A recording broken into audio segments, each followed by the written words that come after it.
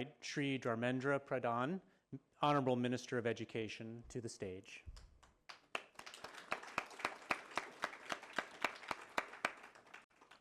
I would also like to request Mr. Marvin Krislov, President of Pace University, Mr. Ryan Roslansky, CEO of LinkedIn, and Mr. Yezdi Nagpurawala, CEO of KPMG India, to join the Honorable Minister.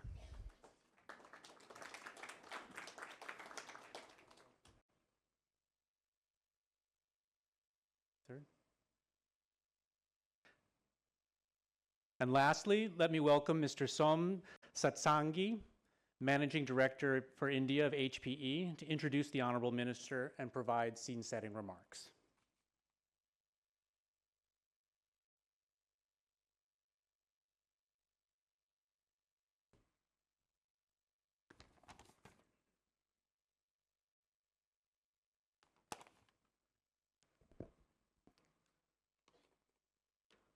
Good afternoon, everyone.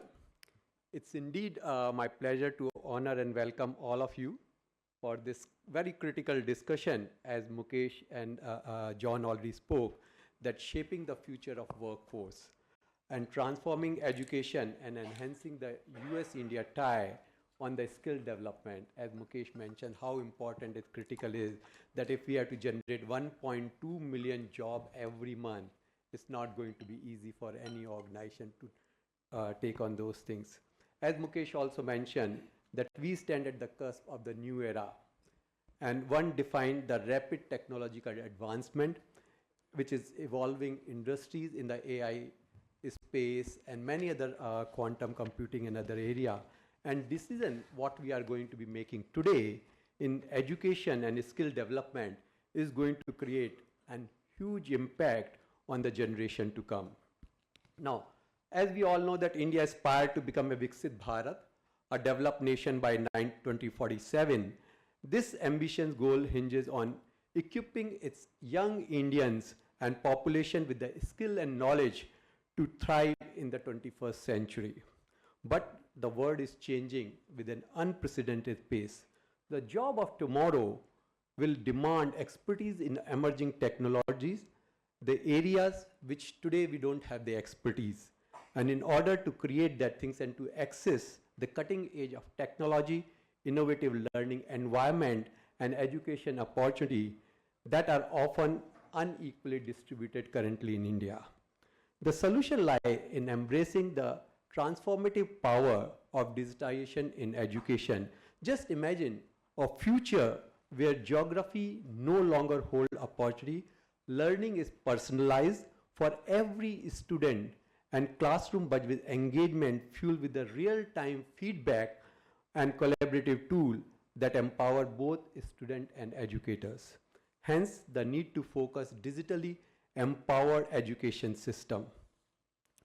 These programs represents some of these crucial investment in India, like the investment which government has made it in National Mission in Education through ICT, National Digital University, PM E-Vidya, Diksha, and many other sources. Now, the US and India are already laying the groundwork for the future-ready workforce through the multiple initiatives. One such initiative is on ISET, and also India-US Working Group on Education and Skill Development.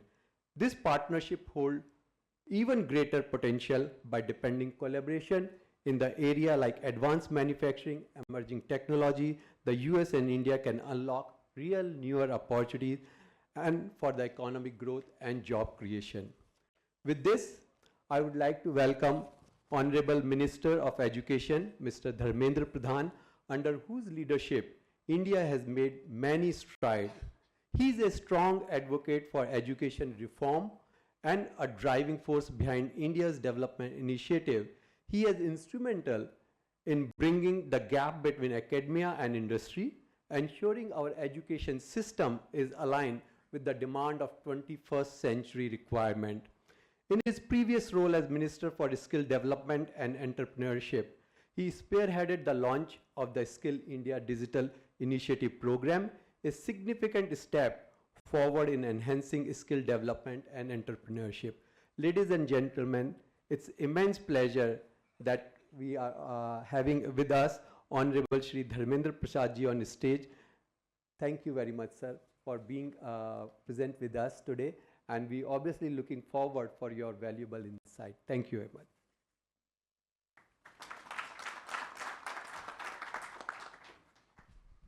Thank you. So that was quite good. Good afternoon, Honorable Minister Sir Pradhan. Good afternoon, ladies and gentlemen, and my fellow panelists. I have the pleasure today for the next half an hour of interacting with the panelists. And as you would expect, I'd like to start with Minister Pradhan. Sir, you know the National Education Policy 2020 was set out with a certain vision. It is 4 years old, it's 4 years effective, but we'd love to hear from you what the next 4 years holds with that policy, and especially in light of the disruption that's taking place, in light of the transformation that's taking place, as well as to the industry. Thank you. I am thankful to SPA for inviting me in the Leadership Summit.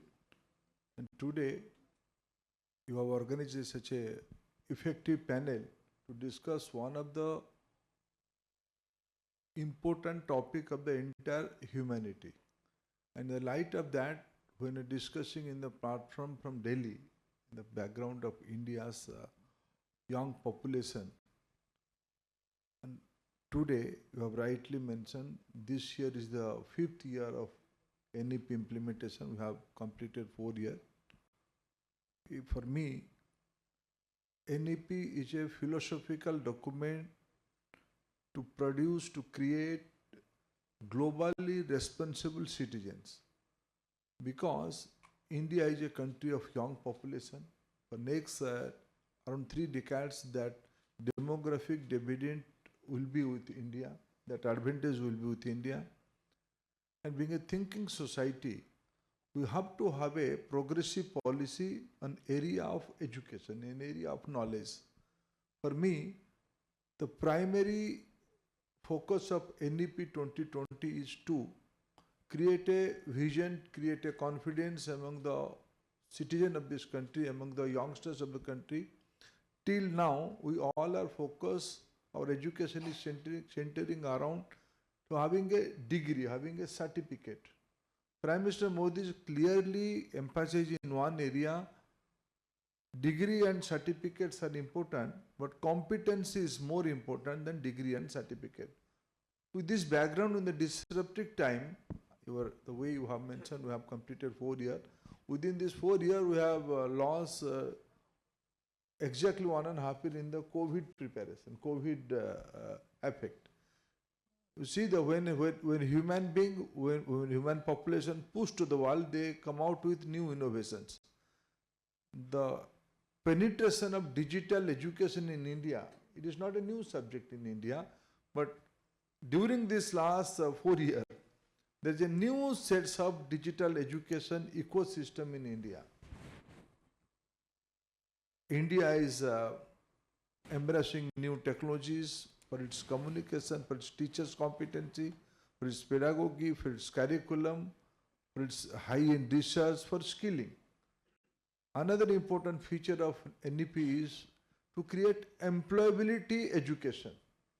Till now, degrees are only for enlightenment. Now, looking into our requirement of job, and in the present time, innovation, new technologies, high-speed disruptive ideas, we all are affected by that situation. We have to reskill, upskill, and skill the entire student community, entire youngsters, and entire population in a way. We have to prepare our society, and NEP 2020 is giving emphasis on this area. Another area of priority in NEP 2020 is to having global standard research, tie up with institutions, tie up with new areas, tie up with, you have mentioned rightly, ICT is one of the by mutually agreed intellectual instrument between India and USA. Such more engagements are now happening in India in the light of NEP 2020. Another area,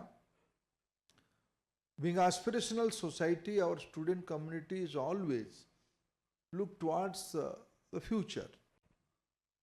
We have to, through our NEP, we have to give opportunity to all our youngsters, equitable education, inclusive education, affordable education, and quality education.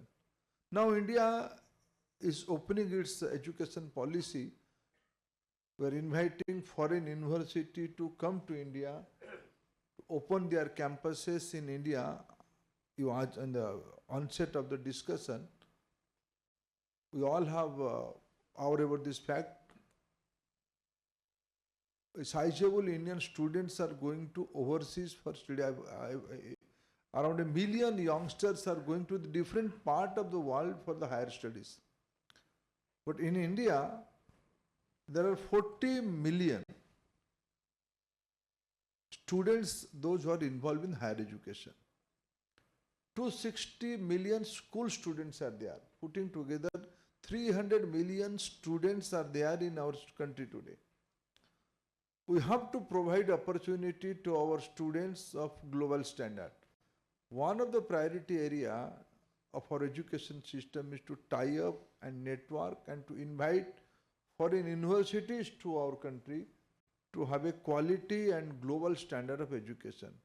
Doing all these things, we have to keep in mind the present challenge. Present challenge is, if I cite one example, sustainability is a challenge. Disruptive technology is another challenge. How can we find out way in all this through digitization? All these features are there in NEP, and I am confident, for me, this is a philosophical document. This document is going to have a global impact. We're confident to successfully implement that policy in our country. Teacher, student, parents, and overall society, through a very vast consultative process, we have envisioned this document. We are implementing this document, policy, and I am confident in our country, after independence, after preparation of our constitution, this is the second document I can say there is a near total consensus how to move forward, how to face the challenge of 21st century. The policy has an economic impact, the policy has a human impact, the policy has a very philosophical impact on the entire humanity. Thank you, sir. I'm going to switch to Ryan. Ryan, when I educated myself, it was education and industry running parallel. And gradually over the last perhaps 2 or 3 decades, technology became the third dimension. And then you had disruptive technology coming in. We'd love to hear your thoughts on the emerging tech and the impact it has on the workforce today, as well as the immediate future. Well, thanks again. It's a pleasure to be here, especially on stage with 2 other people who, like I do, share the common goal of creating economic opportunity. That's why we are up here today. And it's such a pressing question. As we move forward in this technology paradigm shift, where AI is playing much more of a role that will change the way that we work, the way that we live, the way that we interact as human beings, it's only natural to ask what impact is AI going to have on the workforce. And the truth is, AI is going to change the way all of our jobs work. But in that change also comes great opportunity for new opportunities to emerge as well. Just as the Industrial Revolution brought about new roles that a farmer of the 18th century could have never imagined, so too will AI create opportunities that none of us in this room can imagine today. And as the CEO of LinkedIn, I spend a lot of time thinking about this. And I start from the position in the framework that AI can be used to increase productivity. It can be used to expand the labor pool. It's something that should be thought of as growth instead of something that should be feared. But it is scary in certain times. And hopefully many of you in this room have the blue LinkedIn app on your phone and use it to connect with people and find opportunity. Thank you, Mr. Chambers. 280,000 followers. Congratulations. That's amazing. Underneath that blue app, though, is what we call the economic graph. It's the digital mapping of over 1.1 billion professionals, 65 million companies, 20 million jobs at any given time, all the skills necessary to get those jobs, and the coursework necessary to get the skills to get those jobs. And it's a vibrant graph. It updates roughly 5 million times per minute, which gives us real-time insight into what's happening across the global labor market. And there's two very important insights that I think are relevant to the change that we're going through. Right now, for example, in India, if you take the same exact role that exists today versus 2015, the same exact job title, the skills that are necessary to do that job have changed by 40% just since 2015. And we project that that will change up to 70% by 2030. Whether or not you're changing jobs, your job is changing on you right now. And while that may be scary, the framing that we use to understand that and what that's going to mean for every professional in the world is to take your current job and not think about it as a job title, but as a set of tasks that need to be done. Everyone's job in this room is just a set of tasks that need to be done. When you understand those tasks, you can then understand the ability for AI to automate those tasks. If your job is just a set of automatable tasks, you need to start looking for a new job. And it turns out that across every job title and every category on LinkedIn, we've done that math to understand what it's going to look like. And we exist as a platform to help the world of those people whose jobs are just automatable tasks to find new jobs. But the majority of people whose job is going to have certain tasks automated, upskill in those tasks to be more productive and successful moving forward. Thank you, Ryan. We are fortunate to have Marvin with us to give us academia point of view. We've been listening to terms like reskilling, learning, unlearning, and things like that. What would be your views from a university standpoint, given what Minister Pradhan and Ryan just told us? Well, first of all, I want to say how grateful I am to be part of this conference. I just walked off the plane a few hours ago, so forgive me if not all the neurons were firing, but I really think this is a wonderful organization, and I'm very pleased to be part of it. And I think all of us agree that education is probably the key for most people to the kind of economic transformation that we want to have. And for India, it's particularly exciting to see this country really coming alive with education.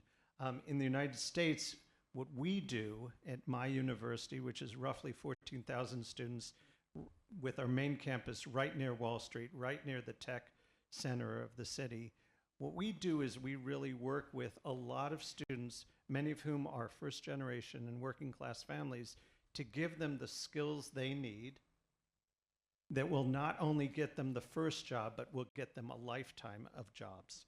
And that's what we believe in. And I think that the powerful part of education is that it not only gets you connected to people, but also teaches you how to think critically and analytically. And that's why international education, which is, I think, becoming more and more part of the package that every educated person should have, is becoming very essential. Whether it's having an experience of studying abroad, whether it's interacting with people from different countries, whether it's doing it virtually, it is really essential to everyone's education now, whether you're in India or in the United States. And in terms of reskilling or upskilling, again, that's part of the story too for many people, particularly people who are coming back to college either after absence or perhaps coming back for a second degree or a graduate degree. But I do want to say, and I think I heard this in the new education policy as well, this can be a degree or it can be a certificate. And I think we all believe that we in education need to be more flexible in the way we deliver education, whether it's virtually, whether it's for a full-on degree, whether it's for certificate, or even some short programs, and that we all have to adapt to the world we live in, and that means delivering it in different ways and in different forms than we have previously. Thank you, Marvin. I'm going to go back to Minister Pradhan. So you will agree that India is known for its talent. It's our asset. We are very proud of it. You'll also agree that India is known for its digitization and the strides we're taking in it. What are your thoughts on marrying the two and turning us into a different workforce? Thank you for a very important question you raised. How do you have an alliance or marriage between dialect, language and technology?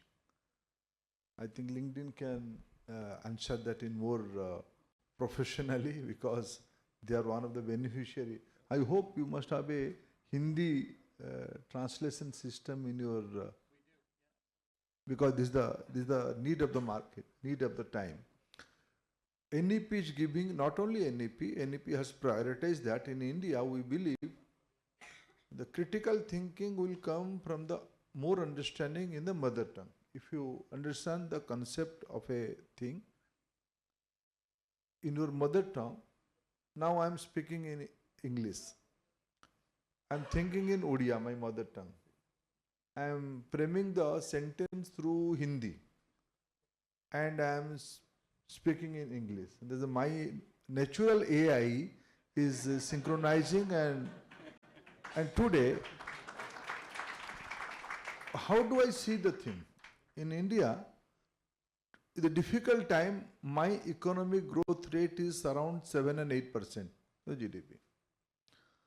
And there is a global consensus for the next 20-25 years, India will be the growth engine of the entire global economy. What I have to do, how it is related to dialect, Indian language, local language and technology. During Corona period, I saw, in the lockdown was there, I saw a boy from my native area, from my constituency, a tribal boy. I saw he became an internet sensation. What was he doing? Through technology, through his smartphone, he became a YouTuber. He runs a reality show, being a tribal boy in the forest. He was showing how I am going to forest, how I am having jackfruit, how I am having mango from the natural process. That became a very interesting case study, because he was basically tribal boy, native was Odia, but he can speak in Hindi. Language has no barrier. There are 22 scheduled languages in India. NEP is giving importance to all the 22 languages. Beyond that, NEP is recommending to produce more primer to have a link between more than 100 local language dialects. And now in India, technology adaptability is phenomenal. You just go to if you can greatly analyze in detail, analyze the link in LinkedIn's rural market area, the tier 2, tier 3 market area, the Facebook, the YouTube, Insta. These are all technology of communication. Who are the user of these platforms? Primarily non-English, non-Hindi speaking people. That means there's a big aptitude, big appetite in the language area, in the local language area, in the vernacular area to adopt the technology. Now, for my understanding, my present understanding, they all are primarily related to entertainment. Now there's a second wave which is coming up, how to learn the skills, how can we become reskill on the particular trade, how can we upskill ourselves through a technology. For India, as I said, around 30 million is student community in India. Beyond that, additionally, Indian workforce is around 500 million. Now 30 million is 300 million students and 500 million workforce. If I have to now see the digital stack in India. Through DBT, we are giving payment to almost all the workforce through their bank account. That means Indian economy, Indians' job profile, India's communication, primarily on the internet, primarily on few years ago, mobile telephone was meant for talking, for communication, for the verbal communication. Now mobile phone is meant for data exchange. If I can say, India has truly democratized its communication network through internet, through smartphone to the grassroots. So education, skilling and adaptability of language and technology. India is a case study, and I am confident in the future through government policy, through society's urge, through our youngsters' desire. India is going to create a new model, and today lot of good signs are there in the countryside. Thank you, Minister. I'm going to briefly turn to Marvin and ask him an obvious question. Today we have traffic between the US and India for higher education. You will agree it's a little lopsided. There is a bit of an imbalance in this trade. I'm here. What are your thoughts on Yes. on how do we bring some kind of a balance and make it a two-way traffic? Yes. So I actually was talking to the ambassador this morning, and I think he and I share a view that we can do better at having Americans come and study here. I think India is a very dynamic, exciting opportunity for students to come and faculty to do research. And I think particularly as we think about some of the important global problems we have, for instance, climate change.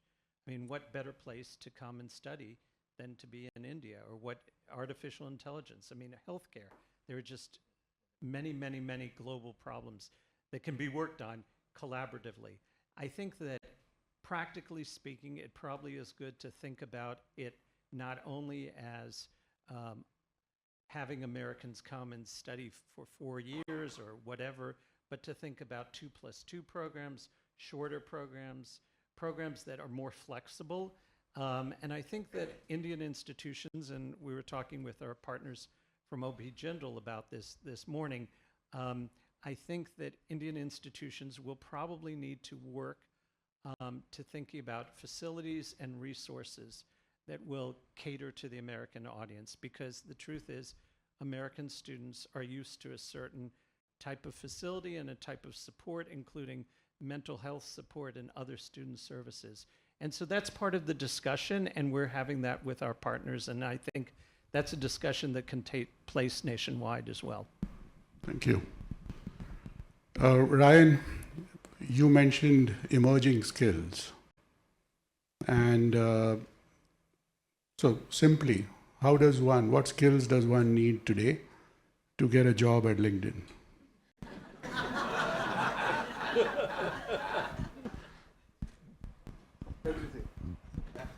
Hindi. I mean, it's a good question. A question that I'm asked frequently is, what are the skills that are going to be necessary for the future of work? And I think it's a really important question. And actually, I think maybe, the way I think about it a lot is I have an 18-year-old daughter who's a fresher in college. And, her and her friends were around the dining room table a few months ago asking me the question, what should we study? Should we study coding? Should we study humanities? Like, what's going to even matter 10 years from now? And, maybe I can share what I told them a little bit, which is that, especially, the younger generation right now, you're entering a world that is brimming with unbelievable technology and change, once in a lifetime technology and change. And with that change right now, I believe comes remarkable opportunity to shape what the future of work and the workforce is going to look like. But there's 3 things I told them to focus on. First and foremost, the most important skill that matters in my view right now is quite simply learning how to learn. Adaptability. When some of these new tools come out, Copilot, ChatGPT, whatever it might be, just learn them, play with them, learn how to learn, because in a world that's going to continuously be adapting, that can be one of the most competitive advantages, is your ability to understand and want to pursue and learn new things. Number 2, don't forget the human component. Empathy, compassion, ethical judgment. These are critically important. AI is not going to take over everything. So if you can be really strong in some of those human skills, I believe it can be a real competitive advantage, for anyone looking to enter the workforce. And then last but not least, especially in the younger generation, some of these problems we're talking about, climate change, healthcare, disease, there are now technologies that can, for the first time in history, solve these problems on a different level. Use that grit, that desire, that desire to make a better world, applied with these technologies on top of it right now. I think it's a once-in-a-lifetime opportunity. So I think that there's a lot to look forward to in the world, but learning how to learn, being human, and most importantly, dreaming bigger about what this technology can mean for doing good in the world is where I put my focus right now. Well, thank you. You're welcome.